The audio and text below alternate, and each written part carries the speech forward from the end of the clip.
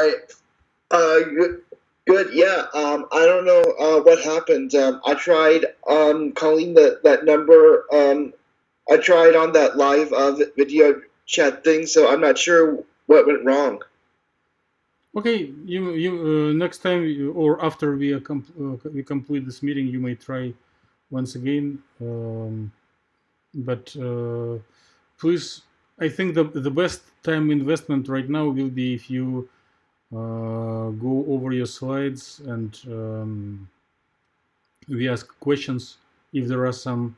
And I hope that recording will be successful so that you can hear this feedback after. Also, please give me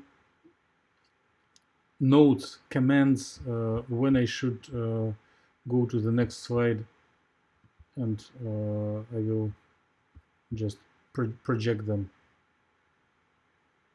All right. So right now we are on the first slide, and you may, if you are not on this joinnd.gov, you can just open your slides on your computer and tell me when you're going to the next slide.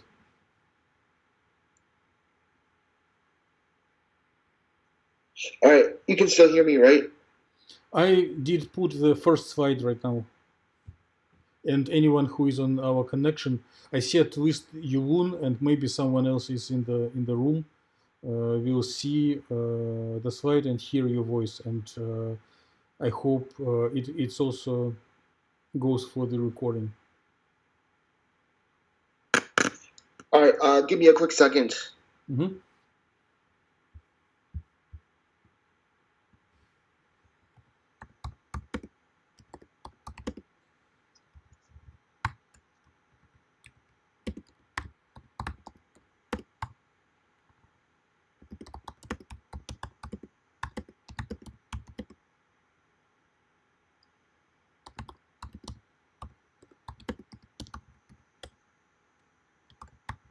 All right. You can hear me, right? Yes. Okay, and you have the slides that I sent to you? Yes. Okay, so I didn't get a chance to complete all the slides. So at the end of this, you have the current figures thing I sent you, the Word document? Yes. All right, so yeah, at the end of this presentation, switch over to that Word document. I'm going to continue it. Okay. There. Okay, we can do so. Okay, so here goes. So I'm studying excited state dynamics in one-dimensional thermoelectric materials. All right. So before I get into the specifics, why is charge transfer important? Why are we studying this? One of the most important applications is to semiconductor devices. Semiconductor devices are used in everything. So studying charge transfer, or another way of putting it, is the movement of electrons, how to improve the rates. So studying that will greatly improve the efficiency of semiconductor devices, and will make our everyday living easier. So that's one reason to study it. Another reason to study it is it gets us into non-adiabatic dynamics, which takes into account nuclear motion, nuclear vibrations, and how that affects the orbitals. So that's one very important theoretical aspect. And as stated earlier, improving charge transfer helps us build better conductors and semiconductor devices. So that's why charge transfer is important. And then next slide, we're going into photovoltaic. Should I go to slide number 2 and slide number 3? Slide number 3. Okay. Does it say photovoltaic? Yes. All right. So, continuing on. So, photovoltaic process is essentially using lights to excite the electrons, so they have energy to go into orbitals with higher energies. So in this example, I'm showing you have sunlight from the sun. It's shining on a semiconductor, so that sunlight has photons. It excites the electrons in that semiconductor, and the electrons are moving, so therefore they're creating a current, and that current powers that light bulb you see. So that's an example of the photovoltaic process. Next slide. Kevin, this image doesn't show details of the special treated semiconductor material. One may need more details. I'm making the notes and Okay, I'll update the picture. okay, I'm going to the next slide. It says thermoelectric, right? Yes. All right. So that's the photovoltaic process. The process I'm studying, in contrast to that, is the thermoelectric processes, namely nanowires, semiconductor nanowires that use the thermoelectric process to induce a current. So what we have here is, on one side we have a hot side, and on the other we have a cold side. So you have electrons on the hot end. The electrons have greater kinetic energy because of the hot end, and then they move to the other side, to the cold end. And then when enough electrons gather on that cold end together, they produce an electrostatic field that repels the electrons on the other end.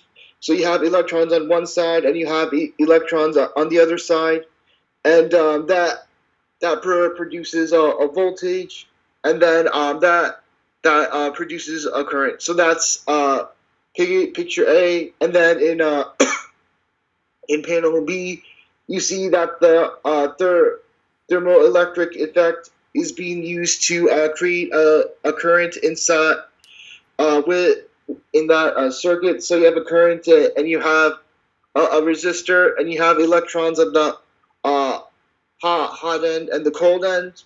And as I said before, in between those electrons, you have a voltage, and then that produces a current. So that's how the thermoelectric effect produces a current, and that's what I'm studying. Okay. Next slide. Yes. Next slide is ready. Did you say something? Yes. Next slide is ready. Okay, it says lead telluride nanowires, right? Yes. Okay, so which brings me to my to what I'm studying. So I'm studying the thermoelectric effect in lead telluride nanowires. So why am I doing that? Why am I studying them? Namely because they have great potential as a thermoelectric material to be used in semiconductors. It's been widely researched for around 5 to 10 years now. Many researchers are impressed with its potentiality. However, a lot of challenges remain. So there remains a huge gap between this potential and actually applying it. All right. So this is why. Yeah. So one of the things researchers do to increase lead telluride's electronic properties and its conductivity and its charge transfer is we dope these lead telluride and nanowires in various things. So specifically, I studied doped lead telluride nanowires. All right. Next slide. Okay. It says doping, right? Okay. So you can still hear me, right? Yes.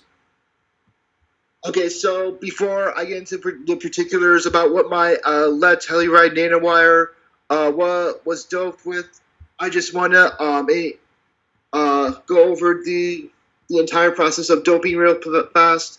So here you on panel A, you have your conduction band, valence band. Nothing special is happening there. And then on panel B, you have your sodium doping. So what happens there is that the valence band is being emptied of one shell, and then in panel C is your iodine doping, where the conduction band is being filled by one shell. All right. So that's doping in 2 minutes. Next slide. Yes.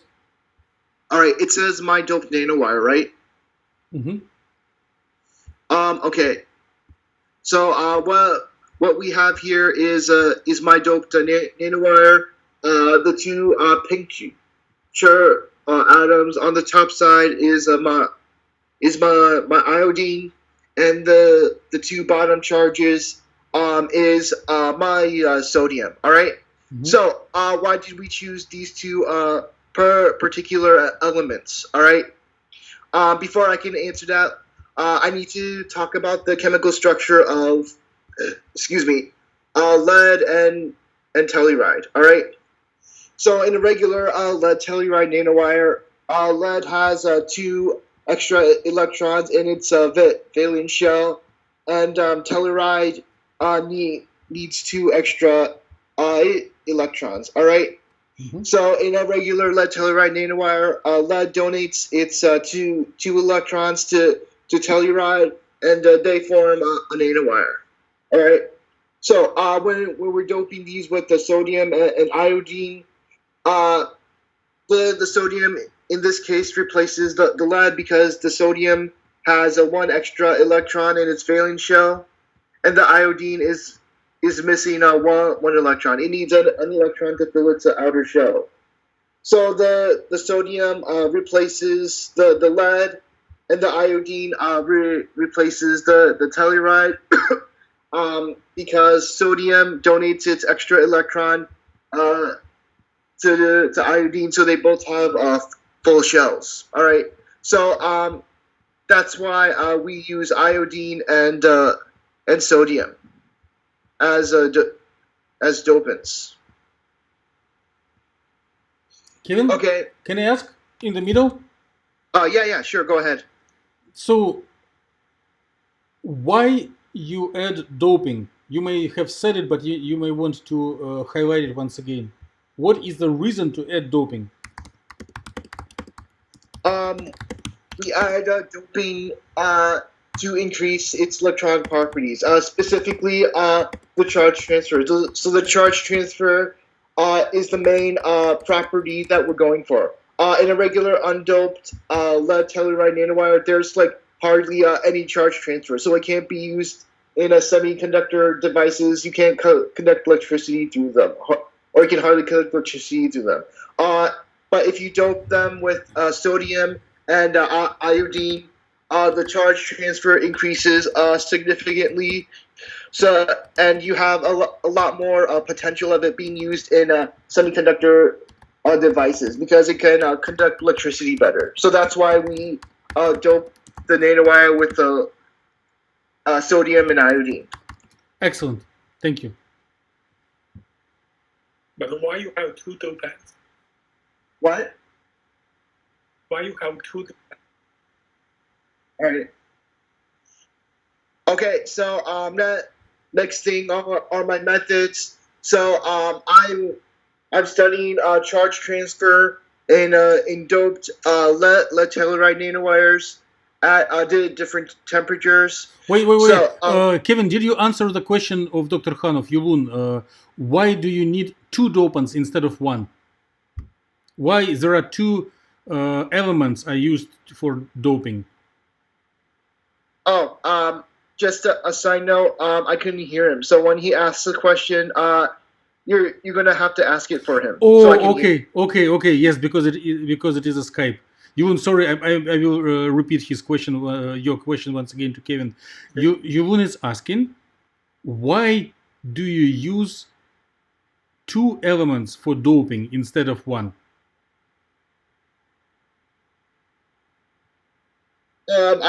I assume that the number of dopants you're using is directly correlated to its charge transfer rate. So the more dopants you use, the more charge transfer you get.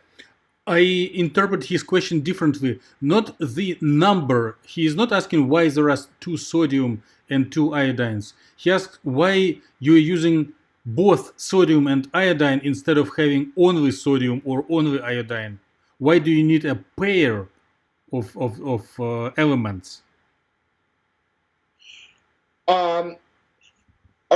Okay, because the sodium and the iodine go together. So basically, when the sodium and iodine are near each other, the electron from the sodium is going towards the iodine to fill iodine shell. So that extra sodium electron, when it's moving from the sodium to the iodine, that's actually what's happening in the charge transfer. All right. So Okay. if you only have like iodine, or if you only have like sodium, that electron wouldn't be moving. So therefore, there would be no charge transfer. Okay, so let me try to interpret it, reward. In order to facilitate charge transfer, one needs to have donor and acceptor, a pair of donor and acceptor units. And iodine and sodium doped segments of your nanowire serve as donor and acceptor. Yeah, that's correct. I guess that's a more technical way of what I'm saying. Okay, very good. Okay, should I go to the next slide? Yeah, sure. Okay, so, I'm on slide 8 with methods. All right, got it. So methods. So I'm studying charge transfer with lead telluride nanowires. So how am I studying them? What methods or what equations or theory am I using? All right. So first things first is I'm using density functional theory. Quick question. When I'm giving my seminar, should I assume everyone knows what density functional theory is, or should I give a brief explanation? You should give brief explanation. Because most of the research groups at the Department of Physics deal with soft condensed matter and force field or coarse-grained molecular dynamics. So if you provide short summary, it will be appreciated. All right. So density functional theory in about a minute or two is in regular quantum mechanics. We're dealing with the regular old wave function. But however, as time went on, experimentalists and theorists found that it's that wave function is very difficult to use in calculating expectation values due to its ubiquitous and mysterious nature. So they found it easier to just work with density values. Specifically, if I remember this right, the amount of charge per unit volume, and just use that density to calculate expectation values. Okay. All right. Okay. All right, yeah. So that's what density functional theory is. It's just an easier theory and method to find expectation values. So I used a density functional theory with a computer software called VOSP. All right, so I used VOSP to compute all my expectation values. All right, and then I used my non-adiabatic couplings to see how my energy and position expectation values change with time. So before I go any further, I should explain what non-adiabatic dynamics are. All right. So in the regular adiabatic approach, you have your nucleus and your electrons. So nuclear and electronic states. All right. So in the adiabatic approach, we assume that the nuclear state isn't influencing the electronic state. When we make that that assumption, things are so much easier to calculate. All right, but then if we make this assumption, we find that we can't explain certain things, like when I'm studying charge transfer. All right, so when we take into account how the nuclear states is affecting the electronic states, that's what we call non-adiabatic dynamics. All right.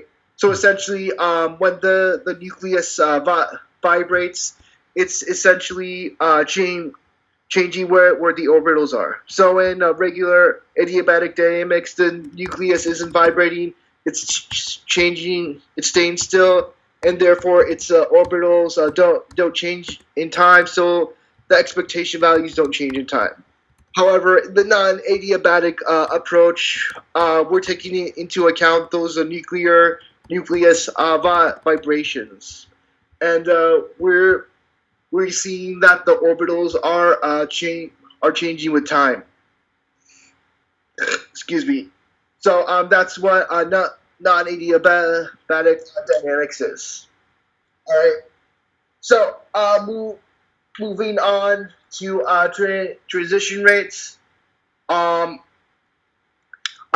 use the Redfield equations of motion to find the transition rates between my orbitals using that equation right there. All right, and then I use that my Redfield calculations when I'm calculating my density matrix dynamics. That R sub dis is my Redfield operator, and there you see my commutator between the Hamiltonian and my momentum. What? Commutator between Hamiltonian and what?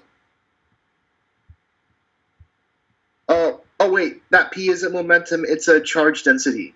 Right? Yes. And when you were introducing the DFT, you were telling that everything depends on density, right? Right.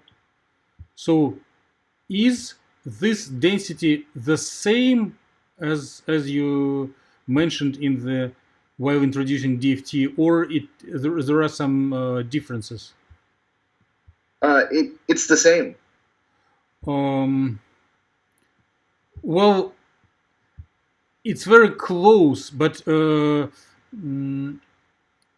when we solve dependence of density on time, it will be density that corresponds to transitions from state to state, and the density that is used for DFT is only for equilibrium. So there is a question, there is a little homework for you to decide how similar and how different are densities in the ground state DFT and in the density matrix equation. And feel free to consult any group members, collect different opinions, because it is an important thing.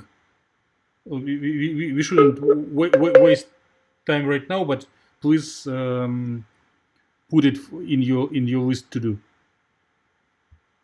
All right, got it. Okay.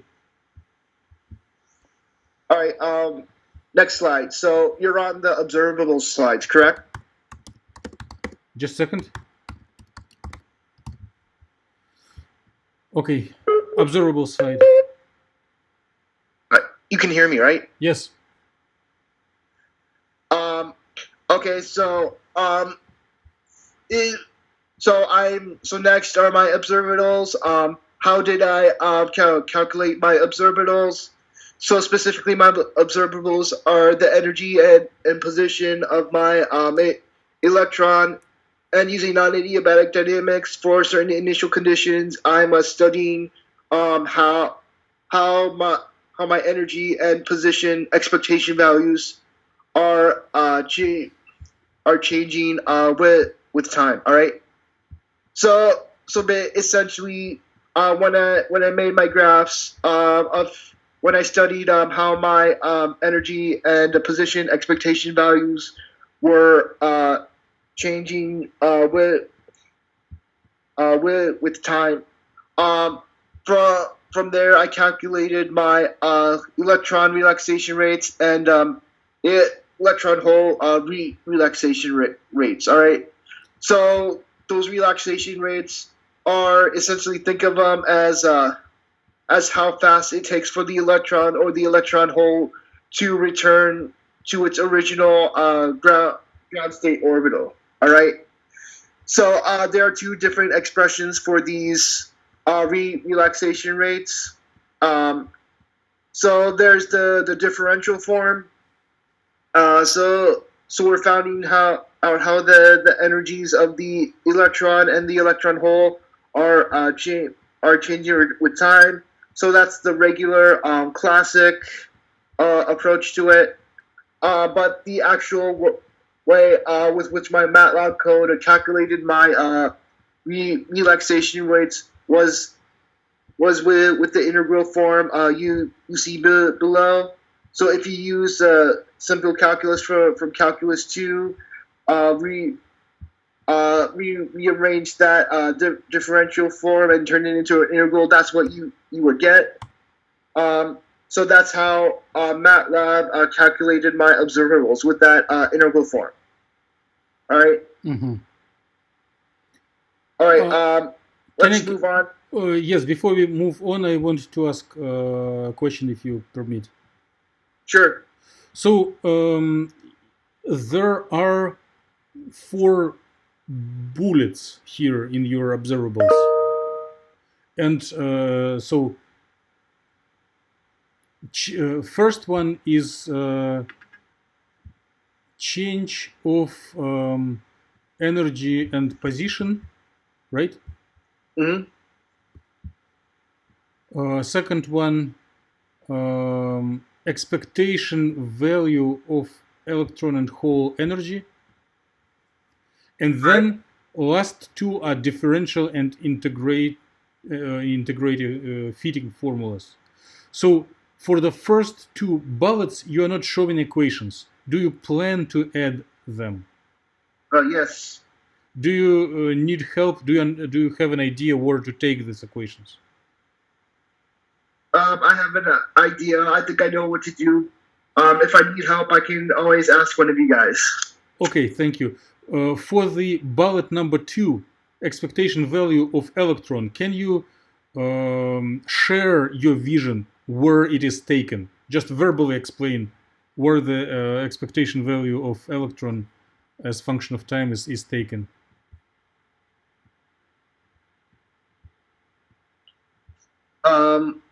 I don't understand your question.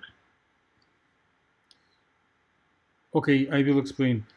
In the bullet number 3 and 4, in the bullet number 3, you are taking time derivative of expectation value of electron. Right. Where this expectation value of electron is taken from? this angular bracket capital E sub electron? How it is computed? Okay, so from what I understand it, we use density functional theory or VOSP to calculate the expectation values themselves. And then after that, we take those expectation values and then we use non-adiabatic dynamics / the MATLAB code to see how these expectation values are changing with time. You're not telling what you're telling is not wrong, but it doesn't help. Like if I never did these calculations, I cannot learn from you how to do it. Can you be more specific?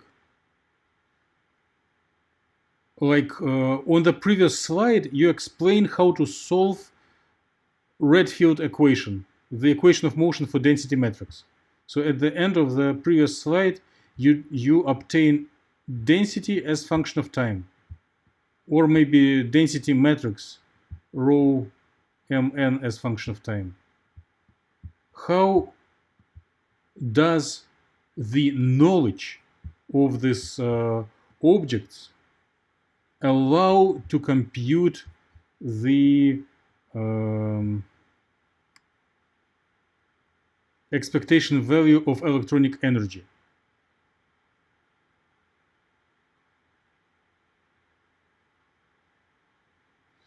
So as a result of solving equation of motion for density matrix, you are getting occupations of each orbital versus time. All right. How does this information, how does this occupations of orbitals is converted into energy of electron as function of time? Please record this and add this to your plan. So either by equation or by verbal explanation. Okay. I'm gonna guess that. So you have the occupation number, the occupation per orbital. Do you somehow take an integral over each orbital so you find the number of electrons in each orbital? So I'm guessing you take some sort of integral to find the number of electrons in each orbital. No. It is much simpler. You multiply energy of orbital number I times occupation of this orbital number I at specific point of time. And then you make summation over orbitals in the conduction band. So this equation will give you expectation value of energy as function of time. All right. Okay? Got it. Good. So now I'm going to open your figures, and I am on the figure 1, and I think you want me to go further. Now I'm on the figure 2, and I think you want me to go further. Go to figure 3. Okay, now I am on the figure 3, yes. Please go ahead, explain it, and give me sign when I need to switch to different figure. All right. Okay, so we have the density of states. The density of states is defined as the number of states per interval of energy. So let's look at panel A first. In panel A, we have the density of states of a regular undoped rectangular lead telluride nanowire. Okay. So if we look at it, we see that the band gap there is approximately like 0.5 electron volts, and then we see it has conduction and valence band. All right. So let's compare it to figure B. All right. In figure B, we have the density of states of a nanowire that's doped with iodine and sodium. All right. So two things should pop right out of you. One, the band gap for this doped lead telluride nanowire is way bigger than the undoped one. All right. So a bigger band gap means that. Wait. Kevin, can I ask? Oh yeah. While creating the image for density of states, one is using the width parameter, the broadening of the Gaussian function, right? Right. In order to compare two density of states figures, one needs to make sure that the width parameter for first and second was the same. Did you check? Because you are making conclusion that with dopants the gap becomes broader. It is a little unexpected, and in order to support this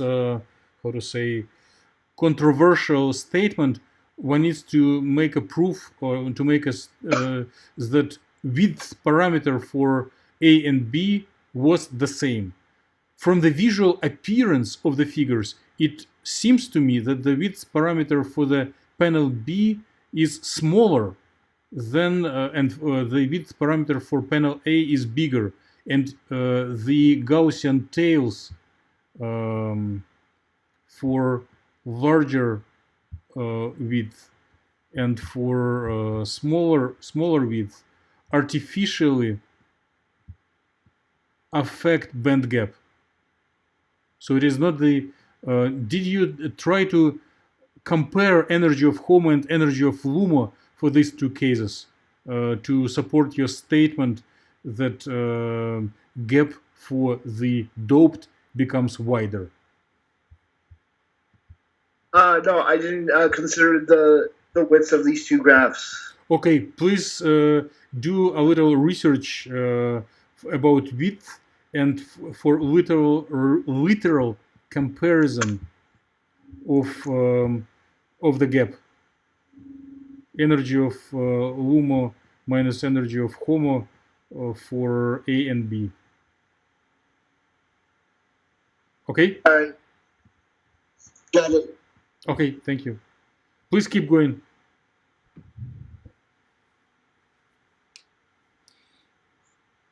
Okay, so next thing is I'm moving on to figure 4, which is the absorption spectra. Mm-hmm. Give me a quick second. Yep.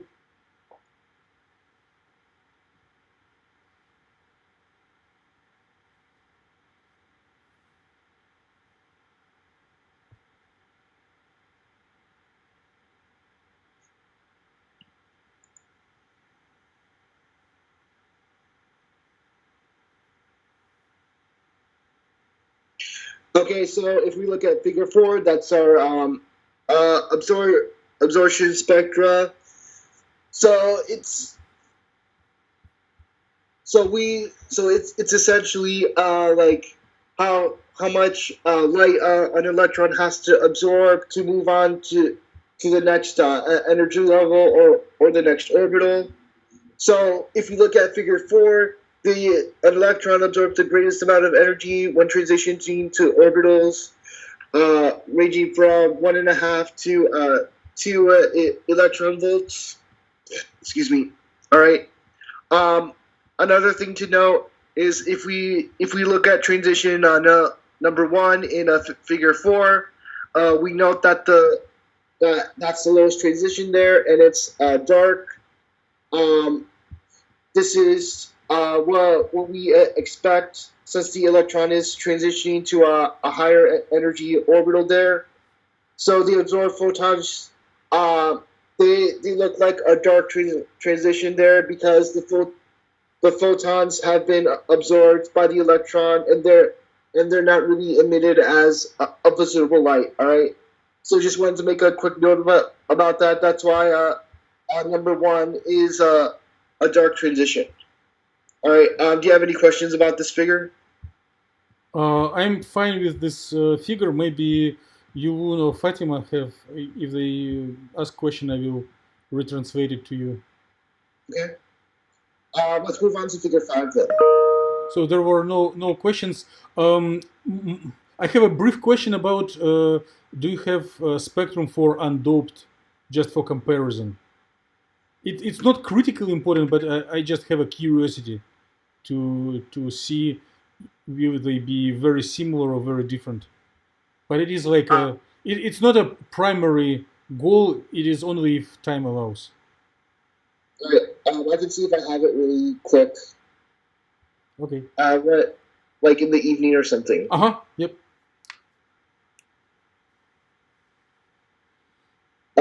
Yeah. Any other questions, or should we run the figure 5? I think everyone supports your move to figure 5. All right. So yeah, let's move on to figure 5. This is the fluctuation gap. All right. So this fluctuation graph is showing how the energy of each orbital. We're looking at changes with time. Save your conduction and valence bands there. One thing that's of key interest there is how the band gap changes with time.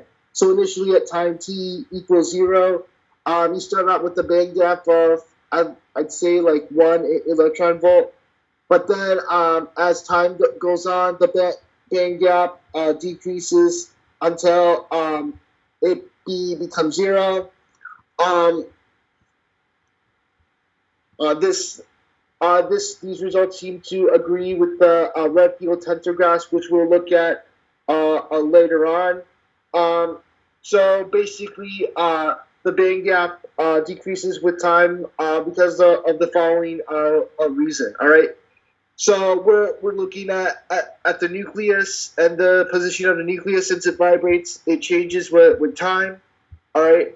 And we know that the energy of each orbital depends on the position of the nucleus.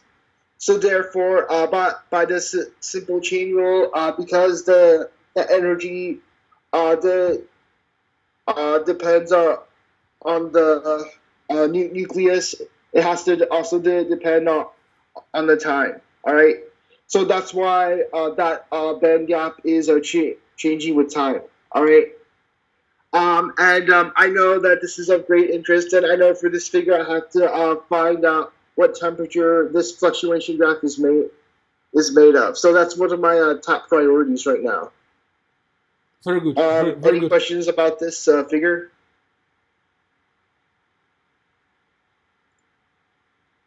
I don't hear more questions. As a secondary priority, you may generate such figures for all temperatures that you have explored to see how it goes if you check for 300 Kelvin, 500 Kelvin, and so forth. But again, you have something more important. Put it as a secondary priority. Okay.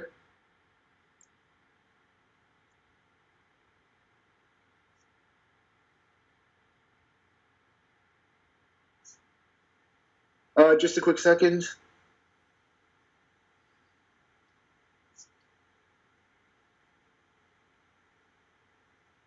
All right.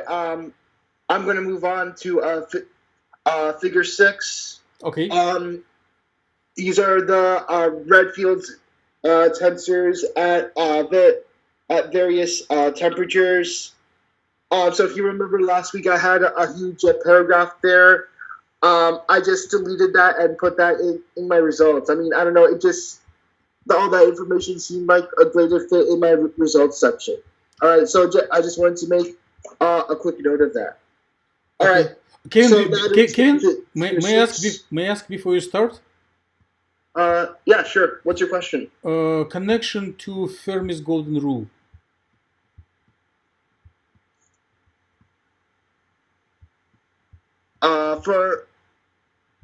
For me, so golden rule. Oh shoot, this was in my undergrad quantum class. I remember we covered it near the end of the semester.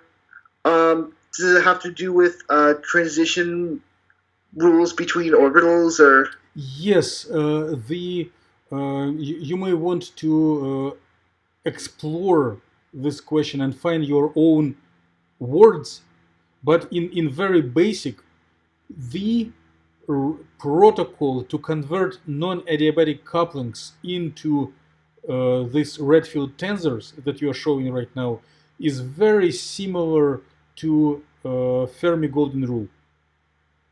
So basically, all these skyscrapers that you are showing are Fermi golden rule rates for different initial and final states. All right. And if you tell this, the majority of physics faculty will be very happy to accept this explanation.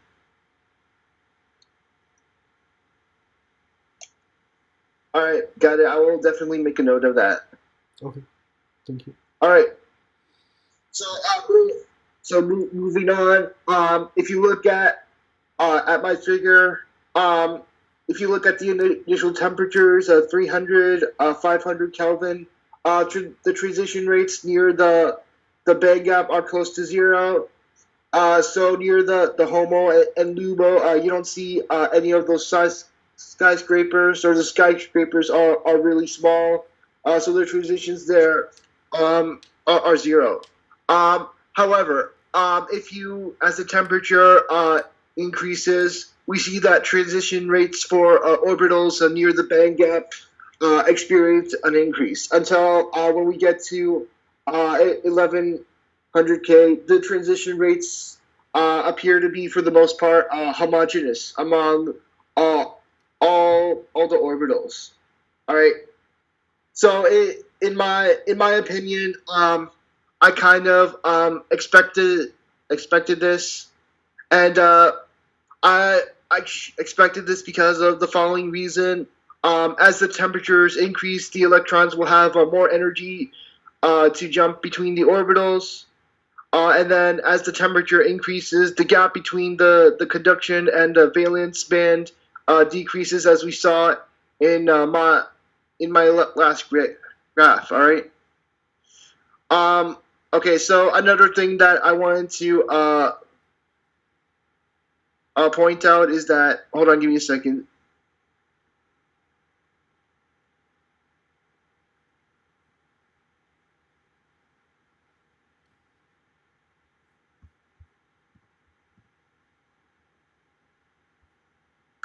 All right, I just wanted to point out that the results we're seeing in Figure 6 correlate very highly with what we saw in the last figure, which was my fluctuation graph.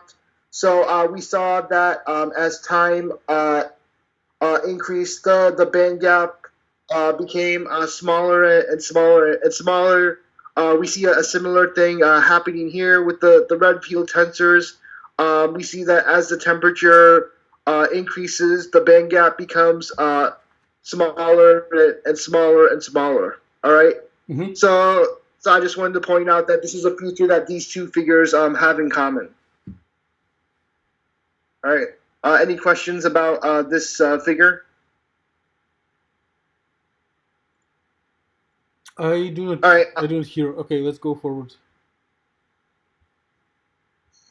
Okay. So this is Figure 7, orbital localization. So here we see the orbitals that I looked at in my studies. One quick thing to note is that my electron hole orbitals are localized near the sodium dopants, and then my regular electron orbitals are localized near the iodine dopants. So I just wanted to very quickly point that out. And then here we got figure 8. This is Kevin, my Kevin, a quick question. yeah. What was the principle to select these specific orbitals? Okay, so I selected that these orbitals randomly, and now I realized that it was a mistake. If I had a chance to go back in time and do things differently, I would look at orbital transitions with the greatest oscillator strength. Okay, okay. But even with this random selection of orbitals, you see a specific trend that most of the unoccupied orbitals are localized on iodine and most of occupied orbitals are localized on sodium. Right. Good, very good. I have a question. Are they based on different atomic models? Because it seems the atomic position also changes. Why is that? Even I need to reproduce your question, and I need to understand it. So Yun is asking why positions of atoms are changing while going from orbital to orbital. Is Yun, is it what you're asking? Yes. Kevin, do you understand the question? So the question is why atomic position is changing when going from when the electron is moving from orbital to orbital. Yun, is Kevin formulating your question right? Yes. Yes, Kevin, please answer it.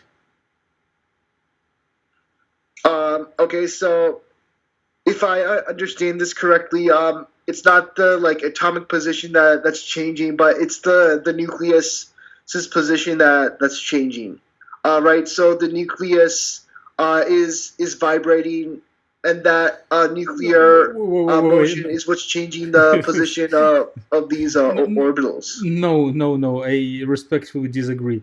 I think the all orbitals are computed for the ground state 0 Kelvin temperature, and the difference in atomic position comes because of the human error in placing images into the stable and changing the aspect ratio.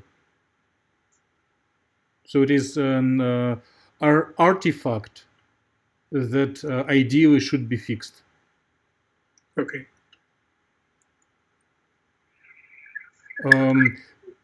I understand that Kevin probably wants to practice higher quality artistic design of the images and fill all white space with figures. But scientifically, it would be really beneficial if the aspect ratio, like ratio of x to z of the tube, is not changing, and it shows cubic symmetry of all nanowires.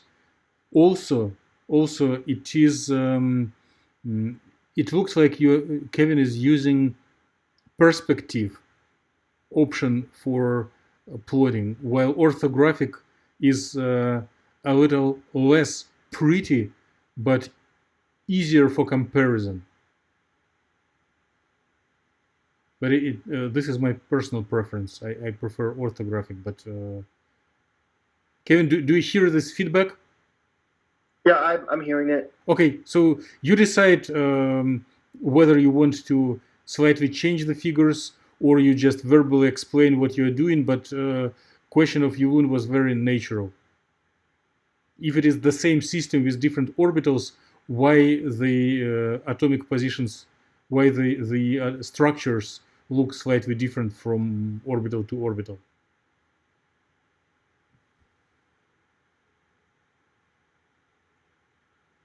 All right, I'll keep that in mind. Very good, very good. Thank you.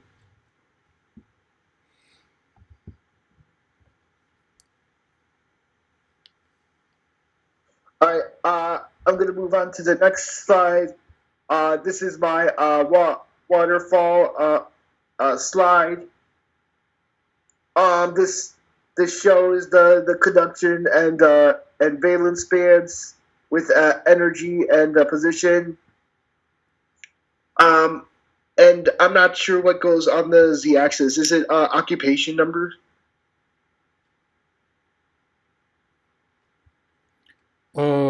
This is integrated partial charge density. It is, you may give an equation for it.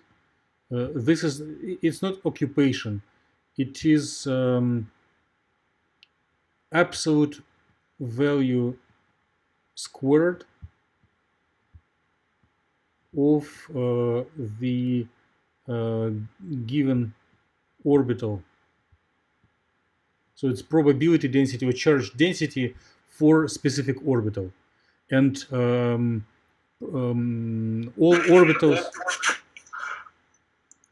orbitals are defined as function of three-dimensional coordinate.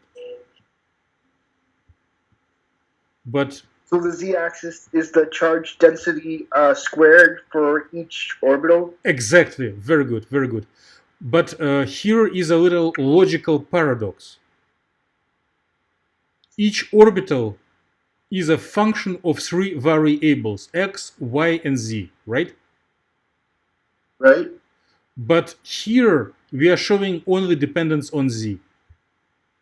So in order to obtain dependence on z, one needs to integrate the three-dimensional dependence on x and y, which gives the density of orbital number I as function of z coordinate. And for one-dimensional systems, it is very preferred for this charge transfer over interface. It is very appropriate analysis.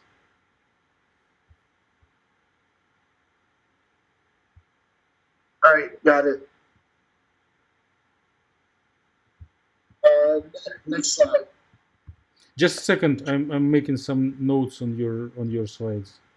All right. And also, what is the band gap of this material? Because from density of states, it seems like 0.5 nanovolts, right? Here, the band gap, it seems 0.8. Yulun is asking what is the band gap of this material, and Yulun tells that from the image it looks like the gap is about 0.8 electron volts, and in your other images it seems to have different values. Can you please comment about value of the gap?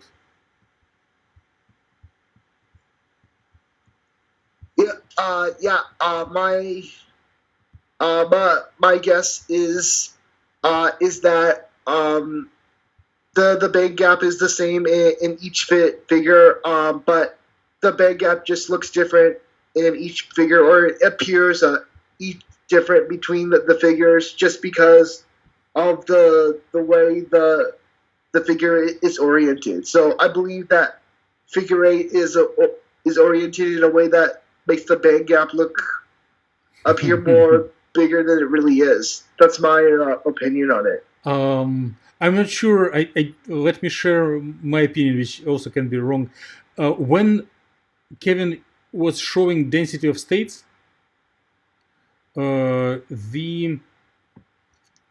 each HOMO and LUMO orbitals accumulated additional width because of the line broadening, and the energy offset between centers of this Gaussian peaks is actual gap. But if one visually analyzes an offset between edges of this Gaussian profile, it will show some not correct value of the gap, which is smaller than the actual gap. Okay. Does it make sense? Mm-hmm. Okay, very good. Kevin, I think we are done with this question. If you don't have other comments. Okay. So I'm moving on to Figure 9, dynamics of charge density distribution as a function of energy. Mm-hmm. So a couple of things to note. If you look at the lower temperatures, particularly by 300 Kelvin, you notice that the change in energy, the relaxation rates, which is the derivatives of those lines you see there, are almost negligible. They're almost zero. They're essentially a flat line. So there's almost a no change for the lower temperatures there. But however, as you increase the temperature, the relaxation rates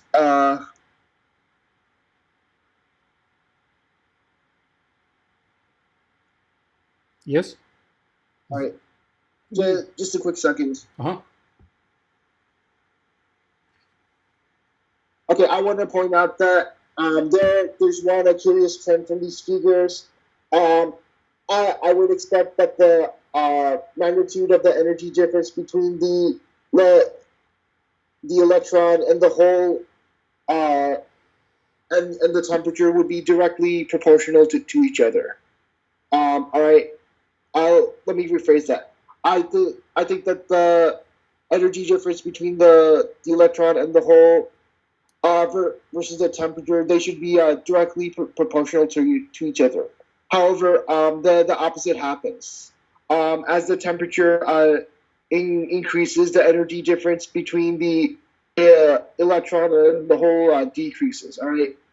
So I just wanted to say that this trend seems to agree with Figure 6. All right. Mm-hmm. Figure 6. Those are my Redfield tensor graphs. So what the trend you're seeing here agrees with what you're seeing in Figure 6. Mm-hmm. Any questions about this figure? Well, I have some limited skepticism, but in the remaining time before your Monday seminar, there is no time. I would maybe after your seminar we may try to double check about my most specific concern is that especially in your data for 1100 Kelvin, the energy of electron and hole converge to zero. I hear your explanation, but still it is a little surprising to me, and I wonder if it is a true result or it can be an error in either code or human error in using the code. So later on we may double check. If it is so, I wouldn't be against it, but this is interesting result that we need to double check with special care, maybe after completing your seminar. All right. And also, I guess you need to double check data for 500 Kelvin and 700, because from the band gap, it seems these two data should be swapped. Kevin, Yulun suggests to check data for 500 Kelvin and 700 Kelvin, and he thinks that this data may need to be swapped. Just double check if labeling and placing of images into the table correspond to what they actually are. Okay.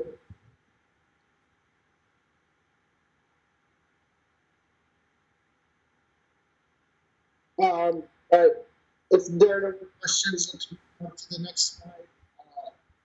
Figure 10. So we're seeing how the charge density changes with the position. Kevin, please try to be closer or further away from the microphone. Right now, the sound is a little bit blocked. Okay, can you hear me now? Oh, so much better. Yes. Okay, so in figure 10, we're seeing how the charge density changes with the electron's position in space. So if you take a quick qualitative look at the graph, you can draw two conclusions. First of all charge transfer is localized near the iodine dopants. If you remember my spiel about doping earlier, it's to be expected. So the electron from the sodium is going to the iodine. So the sodium is the donor, the iodine is the recipient. So it would make sense that the charge transfer will be localized near the iodine dopant. That's something we expect. Mm-hmm. All right, and then another thing to note is that as the temperature increases, the magnitude of the charge transfer also increases. So to put it in layman's terms, as the temperature increases, the electron travels greater and greater distance. All right. Okay. And then, all right. So yeah, those are my two main findings for my position graphs. Any questions? All right. Let's move on to figure 11.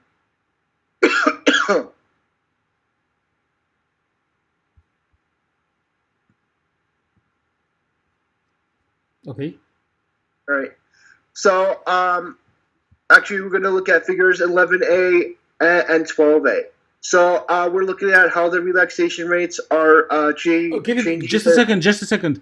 If you want readers or your audience to look at 11A and 12A at the same time, you may want to rearrange your figures, and in figure 11 to put both electrons and holes panel A as function logarithm as function of energy difference. Okay. And then in the figure 12 put both electron and hole as function of temperature, because it is there is nothing wrong scientifically, but aesthetically for the visitors of your seminar it is not possible to jump to refocus on one slide and another slide so quickly.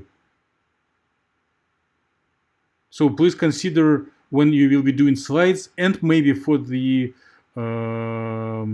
figures for the paper as well, realign, replace the panels, like put dependence on energy difference on figure 11 and put dependence on the temperature on figure 12. All right, understood. Okay, good. Okay, so in both the 11A and 12A, we're looking at how the relaxation rates for the electron and the electron hole change with energy. So if we look at 11A, which is how the relaxation rates for the electron change with time, it appears that the band gap law is only applicable to at higher temperatures. At lower temperatures, from the data I have there doesn't seem to be that much change with energy. So that's one conclusion I can draw from this.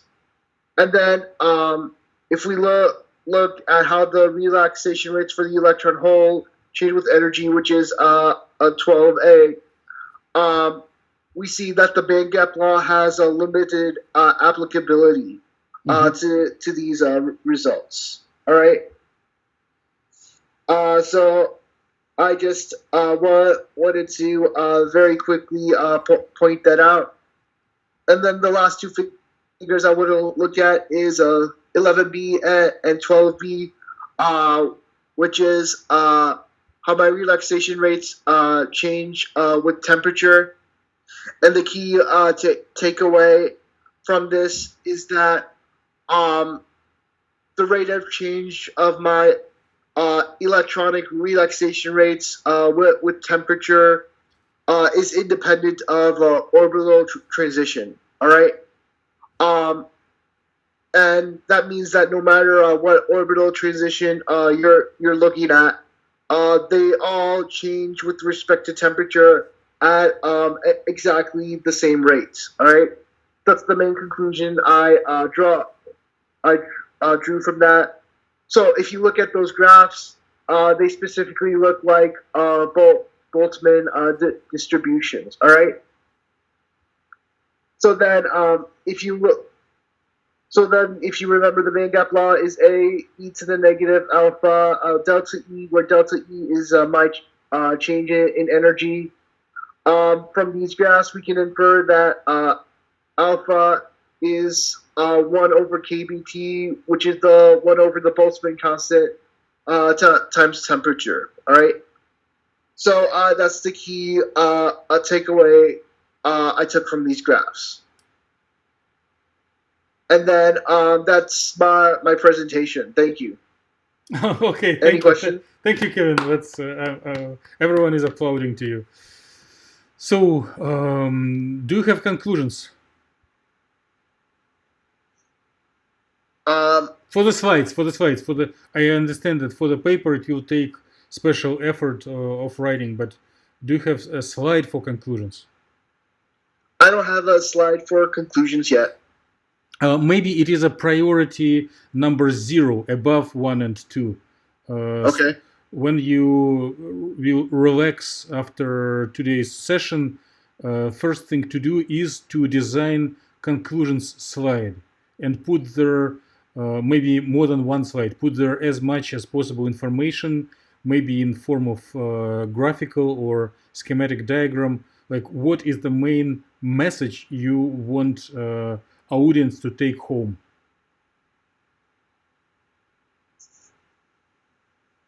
I understood. Okay, let's check if Yulun or Fatima have questions to you.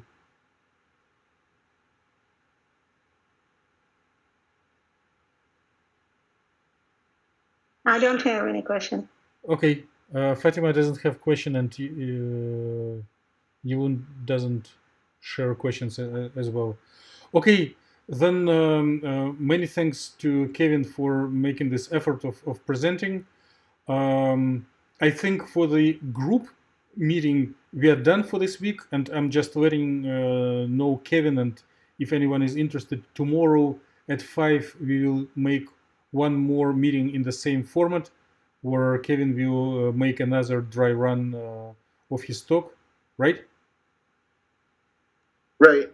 Yes, I hope by this time there will be more updated slides. Everything will be in PowerPoint rather than in Word.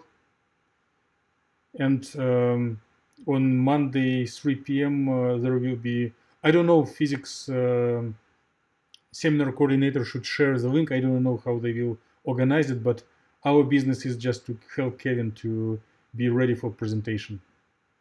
They probably will do similar format as we do right now, or maybe they will have something more outstanding.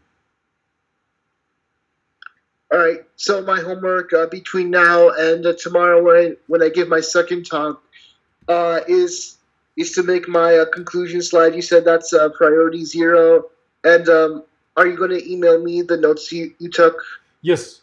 I will share with you, and since I've got your materials shortly before the meeting, I didn't share it with group members, but with your permission, I will share it with everyone. And if group members have some constructive suggestions, they will directly share them with you. Yeah.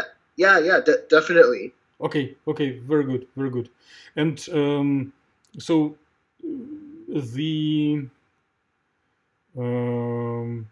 this payload of Kevin's talk is being on the way to the right orbit, and for all of us, we should start thinking about next week Tuesday, when we will be doing results section for the papers, constructive editing.